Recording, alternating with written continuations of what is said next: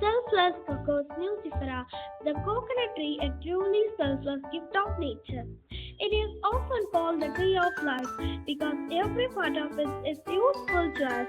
The fruit gives us refreshing water and nutritious flesh. The leaves are used to make mats and decorations.